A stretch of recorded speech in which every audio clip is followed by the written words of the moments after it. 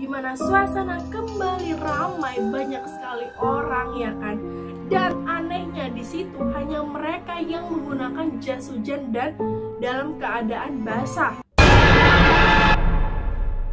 Halo semuanya, selamat datang di channel YouTube Agnes yang akan mengajak kalian nih untuk membahas kisah-kisah horor, misterius, kriminal, dan juga terkonspirasi. Hari ini aku akan ngebagiin salah satu pengalaman horor yang datang dari seorang ojol atau driver ojek online, di mana pengalaman horornya tersebut diceritakan atau diposting di salah satu akun Twitter, yakni @payungh111. Nah, kalian pasti udah pada penasaran kan? Sebelum lanjutin, aku ingin kalian untuk klik tombol like, komen, dan juga subscribe serta share ke teman-teman kalian. Agar apa? Agar aku bisa terus semangat upload video tiap hari.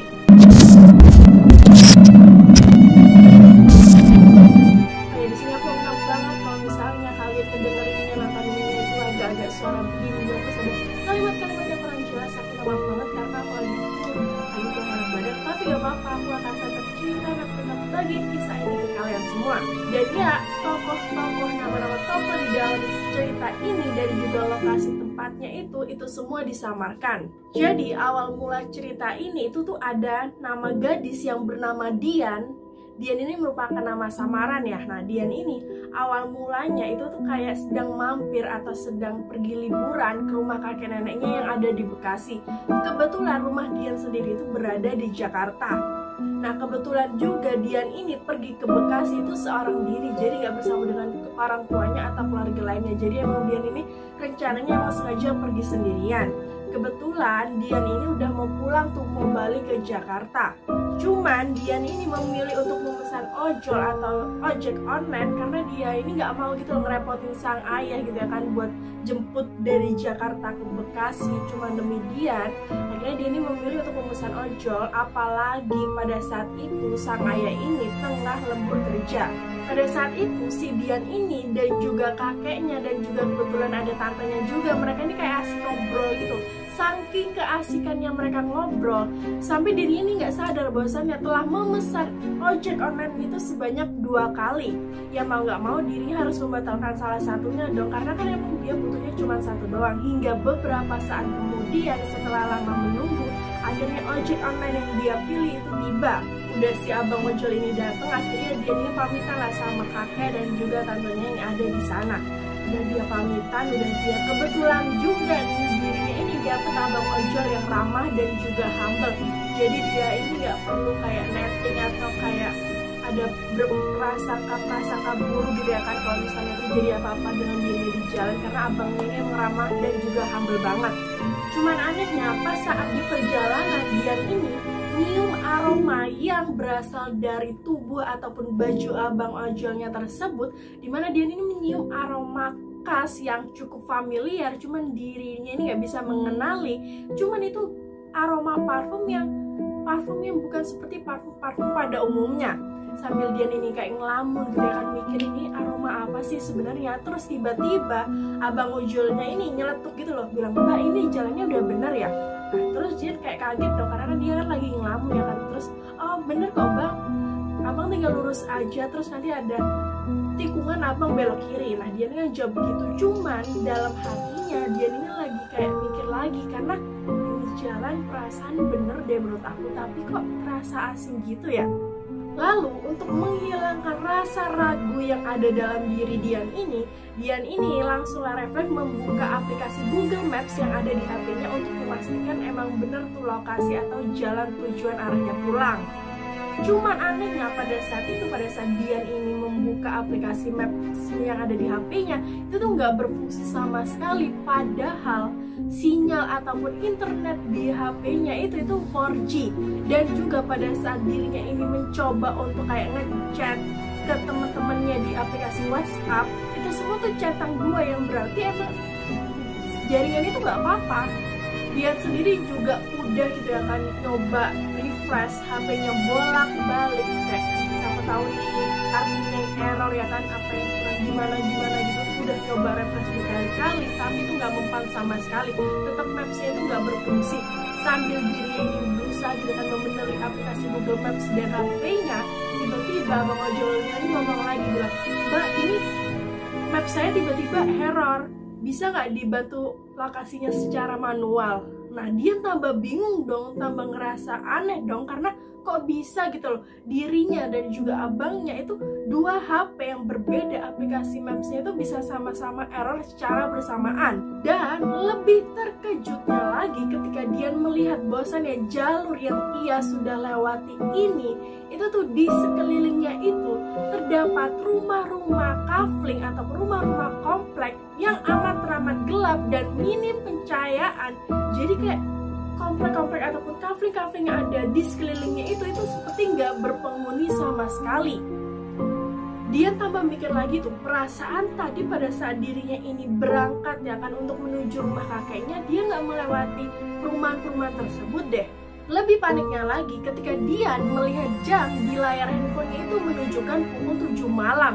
Dan dia dan juga abang ojolnya ini itu tuh memasuki area perkebunan milik orang yang amat luas.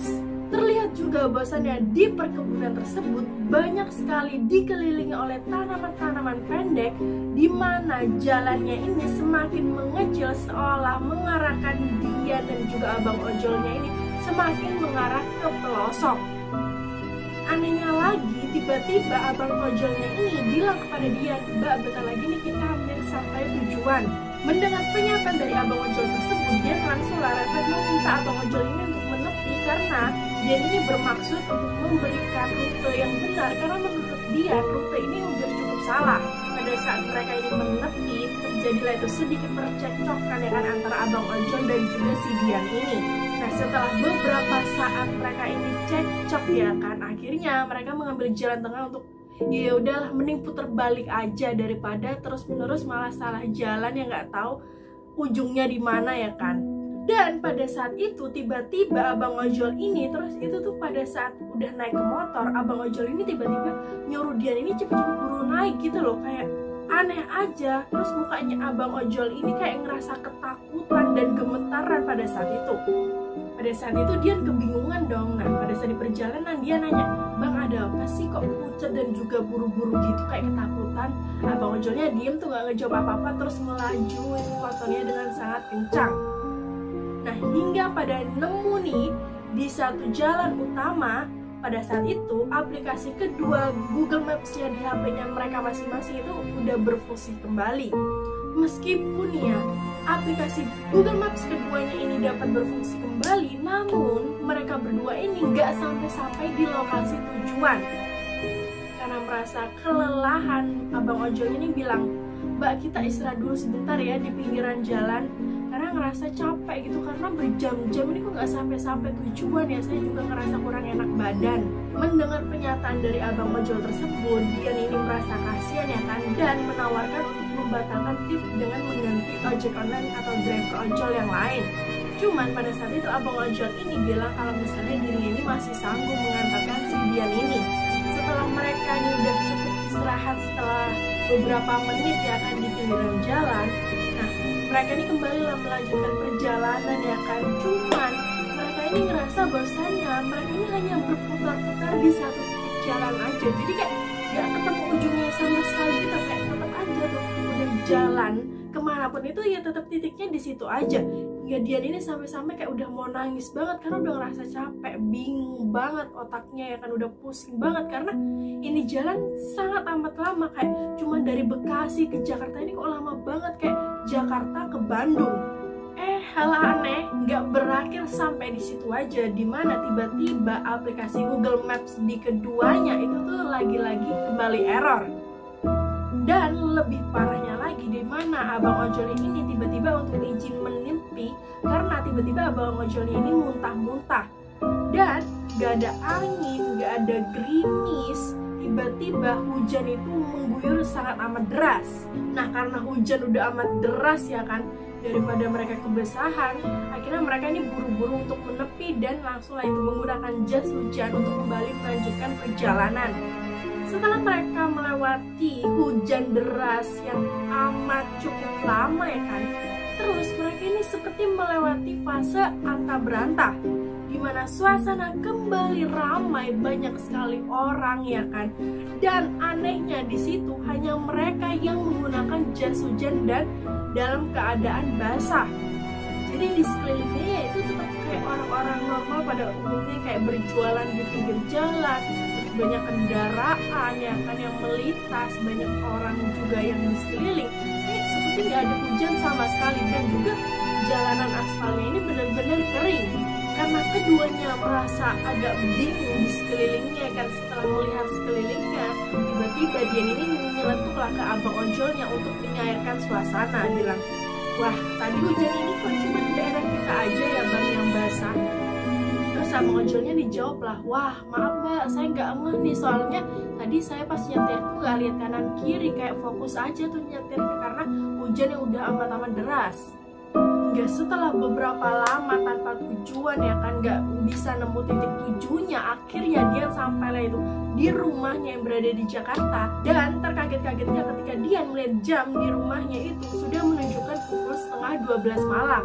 Sebelum dia akhirnya masuk ke dalam rumahnya dan juga sebelum abang ojolnya pergi, Dian ini kan masih penasaran ya sama abang ojolnya, kenapa tadi pas di area perkebunan abang ojolnya tiba-tiba mukanya pucat dan ketakutan banget. Refleks dong dia nanya, "Bang, tadi kenapa sih di perkebunan? Coba deh cerita." Terus abang ojolnya nih bilang, "Duh, gimana ya mbak, tadi tuh saya cuma melihat hal yang kurang mengenakan aja deh." Terus dia nih bilang, "Hah? Emang kenapa bang, lihat apa abang di sana?" Terus, "Iya mbak, tadi nih saya ngeliat ada rumah kecil di tengah perkebunan kayak gubuk gitu ya kan, kalian bisa tahu kan." Nah, saya pikir itu kan rumahnya mbak, cuma di situ tuh tiba-tiba ada laki-laki kurus krempeng telanjang dada yang keluar tuh. Saya kira kan hanya bapak atau siapa gitu ya, cuman pas noleh ke arah saya itu nggak ada mukanya mbak. Mendengar cerita dari abang ojol ini, dia tuh tambah merinding dong, kayak, gue gak lihat gitu ya kan, dalam hatinya bilang gitulah. Terus abang ojol ini sebelum pamit, abang ojol ini berterima kasih kepada Dian karena memberikan tip atau ongkos itu lebih dari apa yang seharusnya.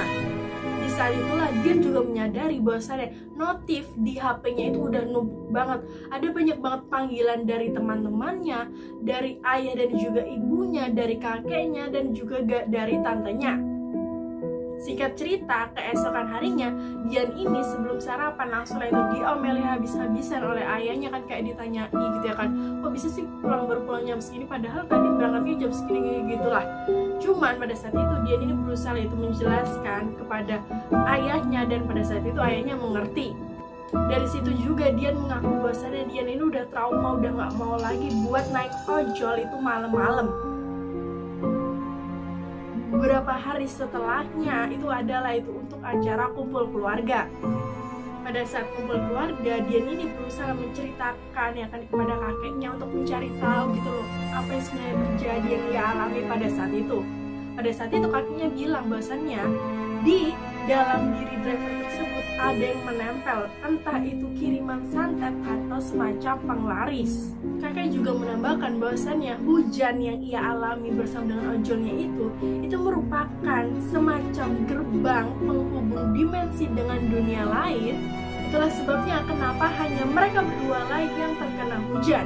Di lain waktu pada saat Dian ini menceritakan kepada teman-temannya, teman-temannya ini hanya menduga-duga bahwasanya mungkin itu kiriman santet dari ojol yang satunya yang kamu batalin, mungkin sakit hati gitu. Cuman itu hanya dugaan sementara yang hingga saat ini itu tuh semua nggak tahu itu apa motifnya tuh, kenapa dia bisa mengalami hal horor tersebut bersama dengan abang ojol. Oke teman-teman, itu tadi merupakan salah satu pengalaman horor yang dialami oleh seorang ojek online bersama dengan penumpangnya. Nah, buat kalian nih yang memiliki pengalaman-pengalaman horor pribadi, kalian bisa dong spill ke aku dengan cara komen di bawah.